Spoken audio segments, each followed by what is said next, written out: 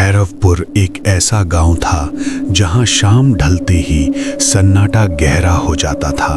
गांव के पास एक पुराना जंगल था जिसे लोग डर के मारे हड्डियों वाला जंगल कहते थे।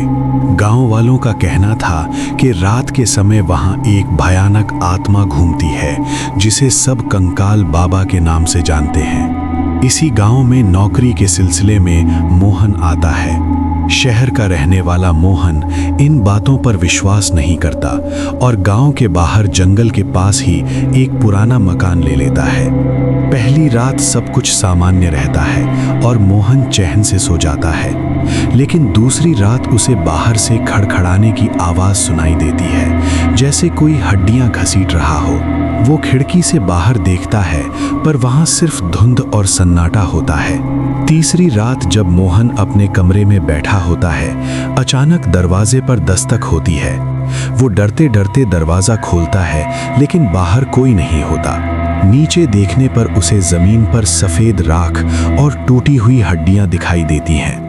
डर के मारे वो दरवाजा बंद कर लेता है और अगली सुबह गांव की दादी शारदा से मिलने जाता है। दादी की आवाज कांपने लगती है और वो बताती हैं कि सालों पहले इसी जंगल में एक तांत्रिक रहता था जो लालच में आकर मासूम लोगों की बलि देता था। जब गांव वालों को सच्चाई पता चली तो उन्होंने उसे जंगल में जिंदा जला दिया, लेकिन उसकी आत्मा नहीं जली और वो हड्डियों में कैद हो गई। तभी से वो कंकाल बाबा बन गया। उस रात मोहन अपने कमरे में अकेला बैठा होता है। तभी अचानक बल्ब बुझ जाता है और ठंडी हवा चलने लगती है।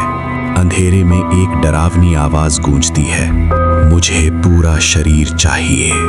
मोहन कांपते हाथों से टॉर्च जलाता है और सामने देखता है कि एक इंसान खड़ा है जो सिर्फ हड्डियों से बना है और जिसकी खाली आंखों से काला धुआं निकल रहा है।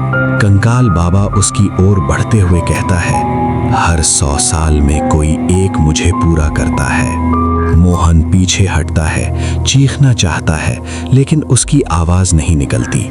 अगली सुबह गांव वाले उसके घर पहुंचते हैं, जहां उन्हें सिर्फ मोहन के कपड़े मिलते हैं। मोहन गायब हो चुका होता है और जंगल के बीच एक नया कंकाल खड़ा दिखाई देता है।